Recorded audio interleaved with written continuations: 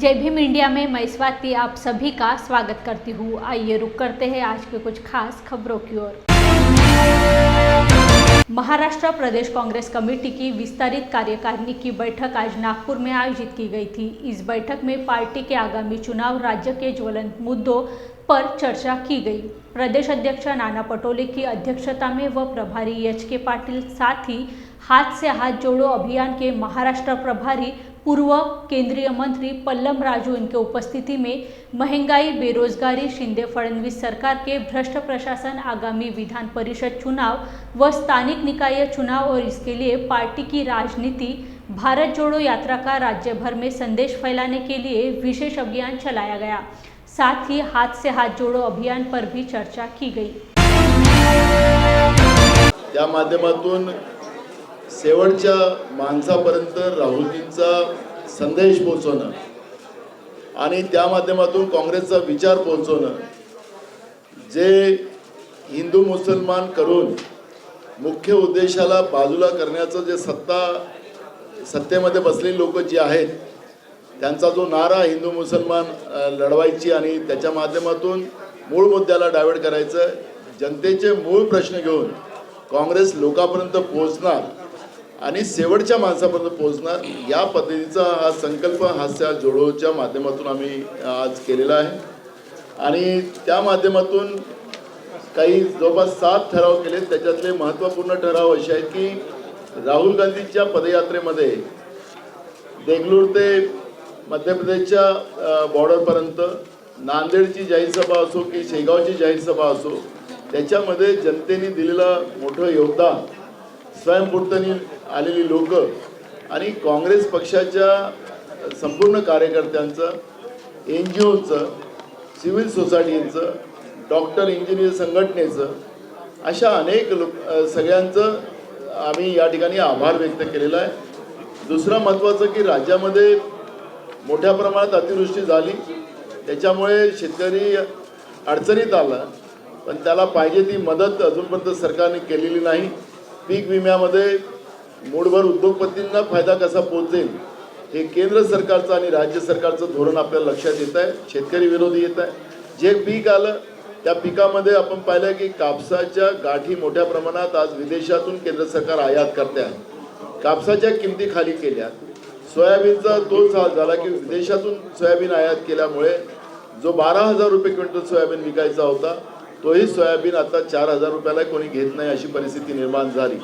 त्याचप्रमाणे धान उत्पादकांनाही महाराष्ट्राच्या एकनाथ शिंदे आणि फडणवीस सरकारने फसवलं। आजही धान उत्पादक शेतकऱ्यांचा धान घेतला गेला नाही, त्याला वेळेवर पैसे मिळत नाही। बोनसमध्ये सुद्धा मोठी घोषणा केली पण त्याच्यामध्ये चुवा निघाला, अशी परिस्थिती आज आहे। शेतकरी फार अडचणीत आणि मोठ्या प्रमाणात महाराष्ट्रामध्ये शेतकऱ्यांच्या आत्महत्या होत आहेत आणि म्हणून महाराष्ट्रातल्या शेतकऱ्यांचं संपूर्ण कर्ज माफ केलं पाहिजे। जेव्हा फडणवीस स्वतः विरोधी पक्षात होते त्यावेळेस मध्य प्रदेशच्या सरकारने 6,700 कोटी रुपये शेतकऱ्यांच्या शेतीच्या पंपांचे माफ केले आणि त्याप्रमाणे महाराष्ट्राच्या महाविकास आघाडीने माफ करावं असं त्यांनी सांगितलं। मग नाका काढून सरकार पाडली। आता ते स्वतःच ऊर्जा मंत्री आहेत, स्वतःच अर्थमंत्री आहेत। तर महाराष्ट्रातल्या सगळ्या शेतकऱ्यांच्या शेती पंपाचे बिल माफ करावे, हा एक ठराव आम्ही या ठिकाणी संमत केलेला आहे। दुसरं, मोदी सरकार आणि महाराष्ट्र सरकारने जे उद्योग मोठ्या प्रमाणात महाराष्ट्रातून पळवून नेतात आहे, महाराष्ट्राचे तुकडे करण्याचा प्रयत्न करत आहे, त्याचाही निषेध या ठरावाच्या माध्यमातून या ठिकाणी केला गेलेला आहे। तिसरा महत्त्वाचा प्रश्न आहे की ओबीसीची जातीनिहाय जनगणना ही केली गेली पाहिजे। जे विधानसभेतही काँग्रेस पक्षाच्या वतीनं आम्ही ही भूमिका मांडलेली होती। अनुसूचित जाती जमातीच्या लोकांचे प्रमोशन्स, नोकर भरती ही तातडीनं केली गेली पाहिजे, हा एक ठराव त्याच्यामध्ये आम्ही मंजूर केलेला आहे। गडचिरोली जिल्ह्यातील सुरजागड हे प्रकल्प जो आहे तो आपण पाहिला की ते उच्च प्रतीचं लोहखनिज त्या ठिकाणी साठा आहे। अनेक वर्ष पुरेल इतका साठा त्या ठिकाणी आहे। त्या ठिकाणी भिलाई स्टील प्लांटपेक्षा मोठा प्लांट उभा करून त्या लोहखनिजापासून तिथंच सगळ्या गोष्टी तयार झाल्या पाहिजे। लाखो लोकांना रोजगार त्या ठिकाणी त्या निमित्तानं मिळेल।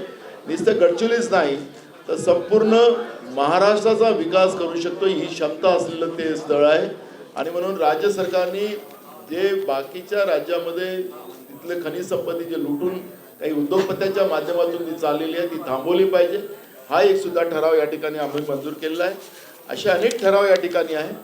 पण विशेष म्हणजे राहुल गांधीजीवर ज्या पद्धतीनं BJPच्या वतीनं जे टीका होते आहे त्याचाही निषेध आम्ही करतो आहे. कारण की राहुल गांधीजी ज्या उद्देशाने निघालेले आहे भारताच्या प्रत्येक लोकांना जोडण्यासाठी आणि त्या पद्धतीचं समर्थन त्यांना जे प्राप्त होते आहे त्या समर्थनाचा विरोध एक प्रकारचं भारतीय जनता पार्टीकडून राहुलजींचा विरोध करून केला जात असेल तर ही लोकशाहीला न परवडणारी. कारण की आजच मी प्रधानमंत्र्यांचं एक स्टेटमेंट ऐकत होतो की एका देशामध्ये निवडणुका झाल्यात आणि त्या ठिकाणी हारणाऱ्या लोकांनी राष्ट्रपती भवन आणि संसदेवर हमला केला ब्राझीलमध्ये आणि हे लोकशाहीसाठी बरोबर नाही असं प्रधानमंत्र्यांनी म्हणाले. तर भारतामधली लोकशाहीमध्ये आज काय परिस्थिती आहे त्याच्यावरही देशाच्या प्रधानमंत्र्यांनी बोलावं अशी भूमिका काँग्रेस पक्षाची आहे. देशामध्ये लोकशाही राहिली नाही. आपण पाहिलं की न्यायव्यवस्थामध्ये सुद्धा केंद्र सरकार आणि न्यायव्यवस्थेमध्ये रोज भांडणं चालू आहे आणि त्याच्यामुळे न्यायव्यवस्था सुद्धा सुरक्षित नाही, निवडणूक आयोग सुरक्षित नाही, प्रशासकीय व्यवस्था सुरक्षित नाही. अशी परिस्थिती जेव्हा देशामध्ये आहे तर याही व्यवस्थेबद्दलचं देशाच्या प्रधानमंत्र्यांनी काही भूमिका मांडावी ही अपेक्षा काँग्रेस पक्षाची आहे, देशाच्या जनतेची आहे. आणि म्हणून देशामध्ये लोकशाही आता वाचली नाही अशा जेव्हा परिस्थितीमध्ये राहुल गांधींची यात्रा ज्या दिवशी श्रीनगरला पोहोचेल त्यावेळेस राज्यातील असंख्य लोकांनी त्या यात्रेमध्ये सहभागी व्हावं असंही आव्हान आजच्या या आमच्या राज्यस्तरीय काँग्रेसच्या बैठकीमध्ये केलं गेलं. महामानव डॉक्टर बाबा साहेब आम्बेडकर इनके जीवन के संघर्ष सत्याग्रह के स्थानों देश विदेश में अध्ययन किए स्कूलों विश्वविद्यालयों और निवासों को ऐतिहासिक और वैश्विक महत्व प्राप्त हुआ है. शिक्षा का घर कहे जाने वाले पुणे शहर से मात्र 27 किलोमीटर की दूरी पर तलेगांव दाभाड़े में डॉक्टर बाबा साहेब आम्बेडकर का निवास स्थान है और यहाँ बाबा साहेब द्वारा छुआ गया सामान भी है. यह उनका निवास स्थान आखिर कहाँ है और उसमें क्या क्या सामान है, इसी का जायजा लिया है हमारे संवाददाता धम्मशील सावंतिनों ने. आंबेडकर यांच्या पदस्पर्शानं शौर्यानं आणि क्रांतिकार्यानं पावन झालेल्या महाराष्ट्रातील आणि देशातील अनेक ठिकाणं ही जगाच्या नकाशावर सुवर्ण अक्षरांनी कोरली गेलेली आहेत. पुणे हे शिक्षणाचं माहेरघर आहे आणि पुण्यापासून अवघ्या 37 किलोमीटर अंतरावर बाबासाहेब आंबेडकरांचा स्पर्श झालेली एक वास्तू आहे, ज्या ठिकाणी बाबासाहेब आंबेडकरांनी सर्वात मोठं जे काम भारतीय संविधान लिहिण्याचं केलेलं आहे त्या भारतीय संविधानाची काही कलमं बाबासाहेब आंबेडकरांनी याच निवासस्थानामध्ये लिहिलेले आहेत. आपण बघू शकता की हे बाबासाहेबांचं निवासस्थान आहे. तळेगाव दाभाडे नगर परिषद भारतरत्न डॉक्टर बाबासाहेब आंबेडकर निवासस्थान म्हणून हा फलक लावलेला आहे. आपण हे इमारत बघू शकता. बाबासाहेबांनी या ठिकाणी संविधान लिहिल्यामुळं ही संविधान भूमी म्हणून याचं आणि राष्ट्रीय स्मारक म्हणून याचा उल्लेख व्हावा अशा पद्धतीची मागणी या ठिकाणी होताना दिसत आहे. याबरोबरच आपण बघाल की भारतरत्न डॉक्टर बाबासाहेब आंबेडकर यांचे हे निवासस्थान असल्याचं हे फलक या ठिकाणी लावलेलं आहे. याबरोबरच भारतरत्न डॉक्टर बाबासाहेब आंबेडकर हे भारतीय संविधानाची प्रत सुपूर्द करतानाचे एक तैलचित्र या ठिकाणी आहे. आपण आत देखील जाऊन बघणार आहोत की सर्वात विशेष आणि महत्त्वाची बाब म्हणजे डॉक्टर बाबासाहेब आंबेडकरांनी भारतीय संविधान ज्या टेबल आणि खुर्चीवर बसून लिहिलेले आहेत त्या वस्तू देखील ऐतिहासिक स्वरूपाच्या वस्तू या ठिकाणी आहेत. याबरोबर बाबासाहेब ज्या कपाटामध्ये पुस्तकं आणि साहित्य ठेवायचे ते कपाट देखील या ठिकाणी आहे. आपण या निवासस्थानामध्ये जाऊया. हे प्रवेशद्वार आहे. आपण बघू शकतोय की ह्या प्रवेशद्वारामधून आपण जातोय आणि या ठिकाणी हजारो अनुयायी जे आहेत बाबासाहेबांचे अनुयायी असतील भीम बांधव आहेत ते या ठिकाणी येतात. आपण या निवासस्थानामध्ये जाऊन प्रत्यक्ष बाबासाहेबांचा स्पर्श झालेली ही वास्तू आहे आणि ही वास्तू आपण या ठिकाणी पाहूया. या ठिकाणी नोंदणीचं काम किंवा इतर काही ज्या काही लिखापडीचं काम या ठिकाणी नियमितपणे होताना दिसतं आहे. याबरोबरच आपण आत जाऊयात की नेमकं बाबासाहेबांचं जे हे निवासस्थान आहे या निवासस्थानामध्ये नेमकं काय काय आहे, कशा पद्धतीचे बाबासाहेबांचे तैलचित्र लावलेले आहेत हे देखील आपण या ठिकाणी पाहतोय. मी ज्या वास्तूमध्ये आलेलो आहे ती वास्तू आपण पाहताय आणि आणि या वास्तूमध्ये जर बघितलं तर सर्वात महत्त्वाचं लक्षवेधी आणि सर्व भीम अनुयायांसाठी डोळ्यांचं पारणं फेडणारी एक वस्तू आहे, ती म्हणजे बाबासाहेब आंबेडकरांनी या देशाला जे भारतीय संविधान दिलेलं आहे आणि या देशावर जे अनंत उपकार केलेले आहेत त्या संविधानाची काही कलमं आणि पैलू ज्या ठिकाणी पडलेले आहेत ते या ठिकाणी तोच हा ऐतिहासिक टेबल आहे आणि त्याबरोबरच बाबासाहेबांची ही मूर्ती देखील या ठिकाणी आहे। याबरोबरच बाबासाहेबांच्या जीवनातील जे ऐतिहासिक सत्याग्रह असतील, लढे असतील किंवा ऐतिहासिक प्रसंग आहेत त्याची नोंद ज्या तैलचित्राद्वारे आपल्याला समजते ती तैलचित्र या ठिकाणी लावलेली आहेत। ठिकठिकाणी बाबासाहेबांच्या जीवनातील ज्या मोठमोठ्या घडामोडी आहेत त्या घडामोडी दर्शवणारे हे तैलचित्र आपण या ठिकाणी बघतोय। याबरोबरच बाबासाहेबांचा स्पर्श झालेलं हे कपाट आहे, ही जी कडी आपण बघतोय या कडीला बाबासाहेबांचा स्पर्श झालेला आहे। अनेकदा बाबासाहेबांनी हे कपाट स्वतःच्या हाताने उघडलं असेल, बंद केलं असेल।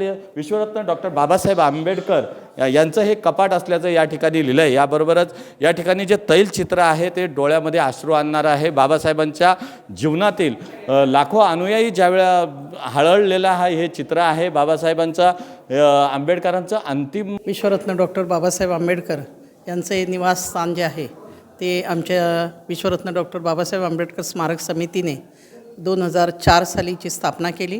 त्याच्यापूर्वीपासून मी एकटी हा लढा देत होते, परंतु 2004 साली ज्यावेळेस ही स्थापना केली त्यानंतर आपण हा बंगला शासनाला ॲक्वायर करायला लावला आहे, संपादित करायला लावला आहे। तो राष्ट्रीय स्मारकासाठी संपादित झाला आहे। तो बंगला संपादित केल्यानंतर आपण नगरपरिषदेच्या नावावर तो आपल्या संस्थेच्या माध्यमातून पाठपुरावा करून केलेला आहे आणि त्यानंतर 2012 साली आपल्याला याचा ताबा मिळाला। नंतर आमच्या संस्थेने जवळजवळ 7 लाख रुपये 2 महिन्यात उभे करून त्याचं रिन्युएशन केलं होतं। आता सरकारने त्याच्यावर खर्च करून रिन्युएशन केले। हा जो टेबल आहे हा मगाशी आपण सांगितलं त्याप्रमाणे बाबासाहेबांनी वापरलेला टेबल आहे, कपाट बाबासाहेबांनी वापरलेलं आहे आणि इथं संविधान लिहिले म्हणून ही संविधान भूमी म्हणून ही प्रसिद्ध व्हावी, राष्ट्रीय स्मारक म्हणून संविधान भूमी म्हणून जगाने त्याच्याकडे पाहावं। आणि आज 2005व्या शौर्य दिनाच्या दिवशी आपल्या सगळ्यांना शुभेच्छा देत असताना जसे शौर्य दिनासाठी लाखोंचा जनसमुदाय तिथे येतो तसाच ह्या बंगल्यासाठी इथे यावा आणि संविधान भूमी म्हणून ऊर्जा इथून घेऊन जावी। आणि बाबासाहेबांनी आपण म्हटलं की शिक्षणाचं माहेरघर पुणे आहे, खरी बाब आहे आणि त्यासाठी विद्यापीठ स्थापनासाठी घेतलेली या भूमीत जरी त्यावेळी विद्यापीठ झालेलं नाही, परंतु आता आम्ही हे संपादित केल्यानंतर जे विद्यार्थी इथं अभ्यास करत असतात तर विद्यार्थी इथं विद्यापीठ घडवण्याचं काम करतील असा विश्वास मला आज इथं वाटतो। आपल्या सगळ्यांना मी शुभेच्छा देते। आपण हे जे स्मारक आहे ह्या स्मारकाचा प्रचार आणि प्रसार जसं हे शौर्य दिनादिवशी येणारे मुंबईचे सगळ्यात जास्त माझे भीम अनुयायी असतील ते सगळ्यात जास्त प्रचार आणि प्रसार करतात। एक अनुयायी आला की पुढच्या वेळेस तो 10 लोकांना घेऊन येतो आणि निश्चितपणे हा जे स्मारक आहे हे जगाच्या पाठीवर नामांकित होईल असा विश्वास मला स्मारक समितीच्या वतीने इथं द्यावासं वाटतं। विश्व बौद्ध धम्म ध्वज दिन के अवसर पर कोल्हापुर जिला उपरी शहर में युवा बौद्ध धम्म परिषद की ओर से धम्म परिषद का आयोजन किया गया था। परिषद में धम्म तथा सामाजिक कार्यकर्ताओं को किताबें देकर सम्मानित किया गया। भदंत पयावजीरो इन्होंने बौद्ध बंधुओं को पंचशील त्रिशरण पठन किया। औरंगाबाद के प्रमुख वक्ता श्रावण दादा गायकवाड़ उद्योगपति CR सांगलीकर ने कहा कि तथागत गौतम बुद्ध और डॉक्टर बाबा साहेब आम्बेडकर इनका विचार आत्मसात करने की ज़रूरत है। भंते आर आनंद और भंते राहुल इन्होंने मार्गदर्शन किया। इस वक्त महावीर माने, वसंतराव खांडेकर, बापू साहेब राजहंस, सदानंद भोसले, अनिता गवली मौजूद थे। शीलेन सुगतियन्ति शीलेन भोग संपदा शीलेन निभृतियन्ति तस्मा शीलं विशुद्धये आम्बन्ते साधु साधु साधु साधु साधु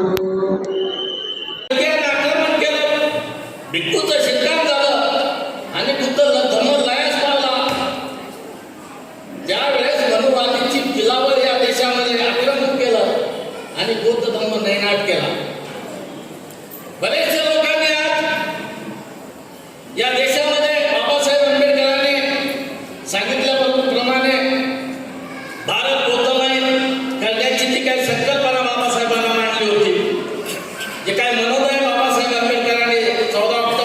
आपण रोजी नागपूर मुक्कामी घेतले होते. बाबासाहेब आंबेडकर खूप हुशार होते. आपल्याला सांगतो की बाबासाहेब आंबेडकरांनी या देशाला कागदोपत्री लिखित बौद्ध राष्ट्र म्हणून घोषित केलेलं आहे.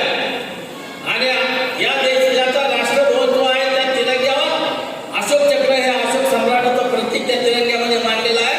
आणि या देशाचा बाहेर पाहण्याचा जो उद्देश आहे की हा देश बौद्धाचा राष्ट्र. एवढंच नाही तर या देशातला पंतप्रधान कोण्या पक्षाचा आहे, कोण्या विचारसरणीचा आहे हे जरी महत्वाचं नसलं तरी बाहेरच्या देशात जेव्हा ते जातात तर बुद्धाची मूर्ती हातामध्ये घेऊन जातात आणि मोठ्या दिमाखानं टीव्ही समोर व्हिडिओ समोर सांगतात की मी बुद्ध की भूमी से आया हूं. याच ठिकाणी आपला विजय झालेला आहे. हा देश माझ्याकडे वेळ नाही, मी पीएचडी करायला लागलोय, मला वेळ नाही. काय तुम्ही पीएचडी म्हणून करायचं आपल्याला? तुम्हाला काय कामाचं आहे? नाही आहे. आणखीन एक सगळ्यात महत्वाचं, आता गांधीजींनी जे आशीर्वाद दिला आपल्याला, काय कळलं का कोणाला? काय घेणं नाही का? अरे पाली जी आहे उर्दू भाषा आहे मला मान्य आहे, पण पाली म्हणत असताना तुम्ही जिथं मराठी भाषेत असेल तिथं मराठीमध्ये पण तुम्ही आशीर्वाद मराठीत द्या. कानडी माणसं असतील कानडीमध्ये देण्याचा प्रयत्न करा, तर आम्हाला समजणार आहे. अजून आमचे म्हणजे भगिनी जी आहे, भाऊ बहिणी जे आहे, शिकलेले नाही आहे, अजून धड मराठी समजत नाही आम्हाला. आणि तुम्ही पालीमधनं आम्हाला आशीर्वाद दिला आमच्यापर्यंत पोहोचत नाही. म्हणजे मी मुद्दाम तुमच्यासमोर बोलतोय कारण तुम्ही ती पोचवावी. पण तिथं नागपूरमध्ये मी कधी कधी बोलतो की नागपूर हे आमच्या मृत्यूसाठी स्वर्ग आहे. तुम्ही म्हणाल का असं नाही? स्वर्ग आणि नरक, स्वर्ग म्हणजे दुसरं तिसरं काही नाही आहे. स्वर्ग म्हणजे आमच्यासाठी जी चांगली व्यवस्था, आमच्यासाठी जी चांगली व्यवस्था त्याला स्वर्ग म्हणजे. स्वर्ग असं वर कुठे घेत नाही. आणि स्वर्ग दुसरं तिसरं कुठं नाही आहे, हे तुमच्याकडेच आहे की तुम्ही जे जे चांगलं कर्म करता त्याला स्वर्ग म्हटलं जातं. आणि तुम्ही जे जे आपल्यापासून स्वतःला दुःख देता आणि दुसऱ्याला सुद्धा दुःख देता त्याला नरक असेल. जय भीम इंडिया में वक्त हो चला है एक छोटी सी ब्रेक का. मिलते हैं ब्रेक के बाद. क्या हुआ बहू? माँ, पाइल्स की बहुत तकलीफ हो रही है. तो तुम गुदरोग सर्जन के पास क्यों नहीं गई? देखो, जैसे हार्ट के लिए हार्ट स्पेशलिस्ट, ब्रेन के लिए ब्रेन स्पेशलिस्ट, तो पाइल्स के लिए पाइल स्पेशलिस्ट क्यों नहीं? स्त्री हो या पुरुष, टॉयलेट में तकलीफ केवल पाइल्स ही नहीं और भी कई प्रकार के गुदरोग तथा कैंसर भी हो सकता है. इसीलिए इसकी प्रत्यक्ष जांच जरूरी है. ठीक है माँ, पर जांच के लिए हम जाएंगे कहाँ? वही काले आयुर्वेदिक पाइल्स हॉस्पिटल में. लेकिन माँ, प्रेगनेंसी में पाइल्स की दवाइयाँ. प्रेगनेंसी में आयुर्वेदिक दवाइयाँ सुरक्षित होती है. जनहित में जारी काले आयुर्वेदिक पाइल्स हॉस्पिटल, औषधि चिकित्सा तथा सर्जरी ट्रीटमेंट उपलब्ध. हमारा पता उमरेड रोड, दिघौरी बस स्टॉप के पास, नागपुर. अधिक जानकारी के लिए वेबसाइट पर जाएं kalepailshospital.com. ब्रेक के बाद आप सभी का फिर एक बार जय भीम इंडिया में स्वागत है. श्री धीरेन्द्र कृष्ण जी महाराज इनका नागपुर में फिलहाल ही रामकथा प्रवचन के लिए आगमन हुआ है, लेकिन इसी का फायदा उठाते हुए वे दिव्य दरबार और प्रेत दरबार आयोजित कर रहे हैं और उसके पास दिव्य शक्ति होने का दावा भी कर रहे हैं. अखिल भारतीय अंधश्रद्धा निर्मूलन समिति ने दिव्य शक्ति को साबित करने के लिए 30 लाख का चैलेंज किया है और धीरेन्द्र कृष्ण जी महाराज के खिलाफ जादूटोना विरोधी कायदा व ड्रग्स एंड मैजिक रिमेडीज कायदा अंतर्गत कार्रवाई करने की निवेदन देकर पुलिस को की गई है. त्याचं उल्लंघन करणं तसा कायद्याने गुन्हा आहे, कृती करणं गुन्हा आहे. त्याच पद्धतीनं त्या संबंधित गोष्टीचा प्रचार प्रसार करणं हा इक्वली गुन्हा आहे. आणि त्या इक्वली गुन्ह्याकरता प्रत्यक्ष कृती करणारी व्यक्ती आणि त्याचा प्रचार प्रसार करणारी कोणतीही गोष्ट असेल ती दोघांनाही इक्वल शिक्षा आहे. हा कायदा अत्यंत कठोर आहे. जर गुन्हा सिद्ध झाला तर मिनिमम 6 महिने कारावास ते 7 वर्ष कारावास आणि और नाहीये आणि 5,000 ते 50,000 रुपयाचा दंड या पद्धतीची शिक्षा यामध्ये सांगितलेली आहे. मुळामध्ये ज्यावेळेस नागपूरमध्ये दिव्य दरबाराविषयीची माहिती कळली, हे धीरेंद्रजी कृष्णजी महाराज आले असं कळलं आणि त्यांचा दिव्य दरबार होतोय असं कळलं, तर लोकांनी अतिशय मोठ्या प्रमाणावर यूट्यूबवर उपलब्ध असलेले दिव्य दरबाराचे सगळे व्हिडिओज काढून काढून पाहिले आणि त्यापैकी अनेकांनी आमच्याकडे तक्रारी केल्या, म्हणून याची आम्हाला दखल घ्यावी लागेल। माझी संपूर्ण टीम गेले 5-6 दिवस यावर मेहनत करते आहे। 40 पेक्षा अधिक व्हिडिओज त्यांनी अतिशय बारकाईनं पाहिले। ते बारकाईनं पाहिल्यानंतर कायदा उल्लंघन करणाऱ्या गोष्टी यामध्ये कोणकोणत्या आहेत त्याच्या नोंदी घेतल्या। चौथा जो मी तुम्हाला सांगितलं, तुम्हाला दिलेल्या गोष्टींपैकी 4 नंबरवर जी गोष्ट आहे ते 4 पानं आहेत, V1, V2, V3, V4 आणि या 4 पानांमध्ये सगळे पुरावे लिखित स्वरूपामध्ये तुमच्या पुढ्यामध्ये दिलेले आहेत। अवेलेबल ऑफेन्स आहे। औरंगाबाद कोर्टामध्ये ऑलरेडी एक केस झालेली आहे हनुमान यंत्राच्या निमित्तानं। त्या यंत्राच्या वेळेस माझ्याकडे ती तक्रार आली होती, सामाजिक न्याय मंत्र्यांकडे आली, त्यांनी ती माझ्याकडे दिली। मी स्पष्टरित्या पोलिसांना आणि वकिलांना समजावून सांगितलं की हे कंपल्शन आहे, आपल्याला हे दाखल करावं लागतं। पोलिसांनी दाखल केलं नाही आणि औरंगाबाद हायकोर्टाने त्यांना दमकून झापलं आणि त्यावेळेस त्यांनी तोंडी ही पण तंबी दिली की तुम्ही पुढच्या वेळेस जर असं केलं नाही तर सरळ तुम्हाला शिक्षा सुनावेल। कारण या कायद्यामध्ये कलम नंबर 2 मध्ये जी व्याख्या दिलेली आहे त्या व्याख्येमध्ये अप्रत्यक्ष कृती करणं, अप्रत्यक्ष सहाय्य करणं हाही कायद्याने गुन्हा ठरवलेला आहे। त्यामुळे समजा एखाद्या पोलीस अधिकाऱ्यावर ही जबाबदारी आहे, त्यांनी या कायद्याची राबवणूक करायची आणि तो कॉग्निजिबल ऑफेन्स असताना सुद्धा त्याने जर ती तक्रार दाखल केली नाही तर त्यांच्यावरच हा गुन्हा दाखल होऊ शकतो आणि मग त्यांना 6 महिने 7 वर्षाची शिक्षा, 6 महिन्यापासून 7 वर्षापर्यंत शिक्षा कारावासाची होऊ शकते। त्यावेळेस त्यांना शासकीय कर्मचारी म्हणून किंवा सेवक म्हणून सूट मिळणार नाही, कारण की जे कर्तव्य बजावतात त्यांना त्या कायद्यामधनं सूट आहे, जे कर्तव्य बजावत नाही त्यांना शासकीय सेवक म्हणून सूट नहीं। चंद्रपुर जिले के वरोरा भद्रावती तालुका में किसानों की खेत जमीन साहूकारों ने छोटे ऋणों पर बेचकर हड़प लिया है। उन सभी किसानों के बिक्री पत्र रद्द कर दिया जाना चाहिए और ज़मीन को रद्द कर मूल किसानों को महाराष्ट्र साहूकार अधिनियम 2014 के तहत वापस कर देना चाहिए, नहीं तो मनसे जिला उपाध्यक्ष राजू कुकड़े ने चंद्रपुर प्रेस क्लब में आयोजित पत्रकार वार्ता में और जिला उपपंजीयन को दिए निवेदन में महाराष्ट्र नवनिर्माण सेना मनसे की स्टाइल में आंदोलन करने की चेतावनी दी है। आज स्थानिक श्रमिक भवन इथे पत्रकार परिषद घेऊन आम्ही वरोरा भद्रावती विधानसभा क्षेत्रातील जे शेतकरी जे आहे सावकारी पाशामध्ये अडकून त्यांच्या शेतजमिनी जे आहे सावकारांनी हडप केल्या आणि त्यांना जे आहे भूमिहीन केलेलं आहे।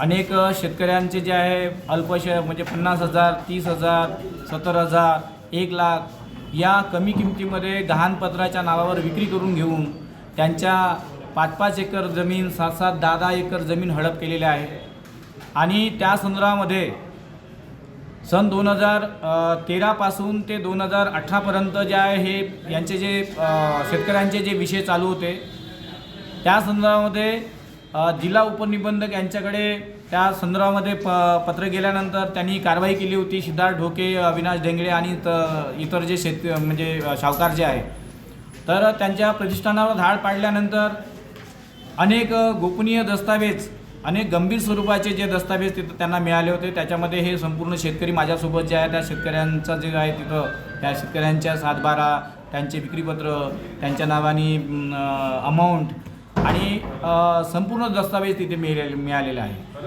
आणि त्यानंतरही म्हणजे दस्तावेज मिळाल्यानंतर त्यांच्यावर कारवाई झाल्यानंतर जिल्हा उपनिबंधक यांनी शेतकऱ्यांच्या मूळ जमिनी त्यांना देण्याचा प्रावधान नसताना, कारण महाराष्ट्र सावकारी कायदा अधिनियम 2014 अंतर्गत जिल्हा उपनिबंधक यांच्याकडे पूर्ण अधिकार असताना त्यांनी शेतकऱ्यांना न्याय दिलेला नाही आहे आणि अनेक शेतकरी जे आहे आज विवंचनेमध्ये आहे, त्यांना म्हणजे कर्ज मिळत नाही आहे। त्यांच्या शेती, त्यांची काही लोकांच्या शेती स्वतःच्या कब्जामध्ये आहे पण कर्ज मिळत नाही कारण सातबारे त्यांच्या नावावर नाही आहे आणि अशा परिस्थितीमध्ये महाराष्ट्र नवनिर्माण सेना या संपूर्ण शेतकऱ्याच्या पाठीशी उभी राहून त्यांच्या शेतजमिनी त्यांना परत मिळवून देण्यासाठी प्रयत्न करत आहे।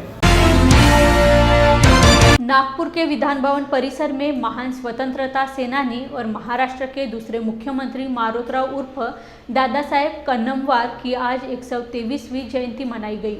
विभिन्न सामाजिक संगठनों द्वारा नागपुर में दादा साहेब को श्रद्धांजलि दी गई। इस वक्त विधायक अभिजीत वंजारी, किशोर बाळबुदे, पूर्व विधायक प्रकाश गजभिये आदि गणमान्य लोक उपस्थित थे। तसंच माझे या इथे उपस्थित असलेले ईश्वरजी बाळबुदे यांनी कार्यक्रम आणि अकुलवार, आताच इथे आलेले डॉक्टर श्रीमती स्नेहलता बांबोळे ताई आणि जे आजचे दादा, तसेच उपस्थित सर्व मुकुंद अडेवार यांनी मगाशी सगळ्यांना माहिती दिलेलीच आहे।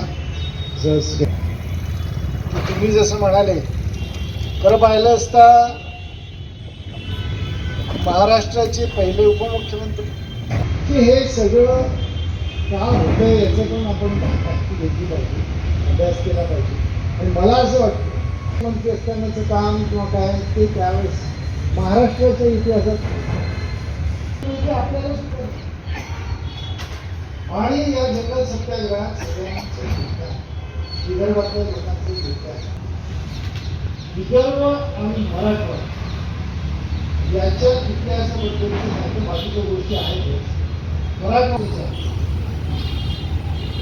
दादासाहेबांचे काम हे कधी समोर आले आणि त्यांचे कार्य त्यांचे चांगलं आहे आणि मोठं प्रयोग आहे। तुम्ही म्हणाले चांगला आहे, पण पैसे जोर लावा लागेल विदर्भाला। तुम्ही जोर लावला, त्यांनी जोर लावला तर एकदम वाजवा। आता तुम्ही भाऊ तिकडे करू शकतात, आपण इकडे करू, काय प्रश्न नाही। म्हणजे माझं म्हणणं सांगितलं की आपण 125व्या वेळेस करू, याची काही वाट नका पाहू। 124च्या वेळेस प्रयत्न करायला लागल्यावर तर 125 उजाडते, कारण राजकीय त्यांचे जे विचार आहे भटक्या विमुक्तांच्याबद्दल आहे। आत्ताच सांगितलं, मला नेहमी वाटतं आणि मी सगळीकडे सांगतो, भटक्यांचा सगळ्यात प्रश्न मोठा कोणता आहे तर ते त्यांची भटकंती। जय भीम इंडिया में वक्त हो चला है एक छोटी सी ब्रेक का, मिलते हैं ब्रेक के बाद। क्या हुआ बहू? माँ, पाइल्स की बहुत तकलीफ हो रही है। तो तुम गुदरोग सर्जन के पास क्यों नहीं गई?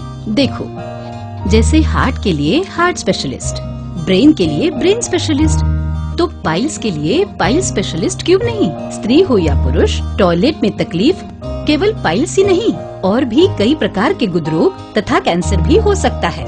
इसीलिए इसकी प्रत्यक्ष जांच जरूरी है। ठीक है माँ, पर जांच के लिए हम जाएंगे कहाँ? वही काले आयुर्वेदिक पाइल्स हॉस्पिटल में। लेकिन माँ, प्रेगनेंसी में पाइल्स की दवाइयाँ? प्रेगनेंसी में आयुर्वेदिक दवाइयाँ सुरक्षित होती है। जनहित में जारी काले आयुर्वेदिक पाइल्स हॉस्पिटल, औषधि चिकित्सा तथा सर्जरी ट्रीटमेंट उपलब्ध। हमारा पता उमरेड रोड, दिघौरी बस स्टॉप के पास, नागपुर। अधिक जानकारी के लिए वेबसाइट पर जाएं kalepailshospital.com। ब्रेक के बाद आप सभी का फिर एक बार जय भीम इंडिया में स्वागत है।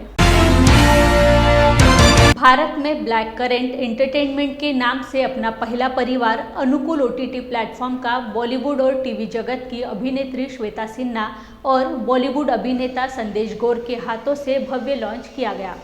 फिल्म और मनोरंजन उद्योग के प्रसिद्ध सितारों की उपस्थिति के बीच नागपुर में सदर स्थित माउंट रोड के LB होटल में इस समारोह का आयोजन किया गया था।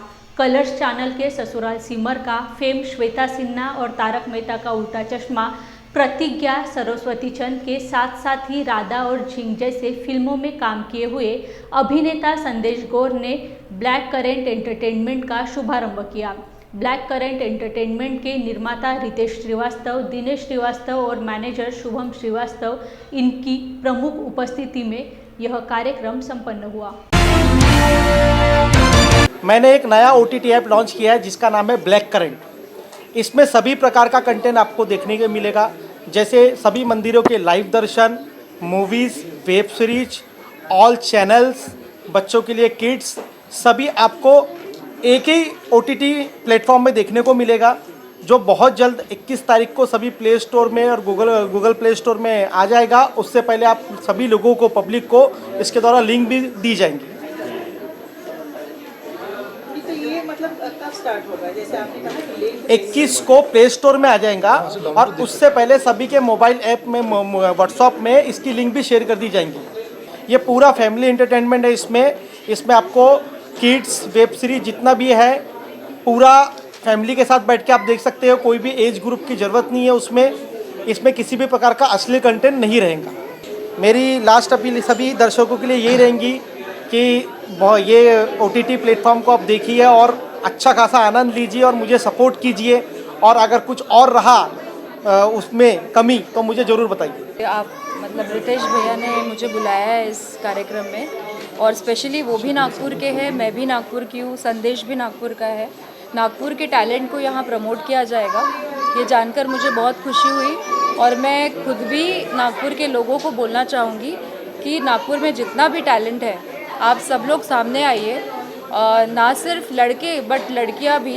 मैं ये बोलना चाहूँगी कि पेरेंट्स आप अपनी लड़कियों को भी सपोर्ट कीजिए इसमें, क्योंकि लड़कियों में भी बहुत टैलेंट है।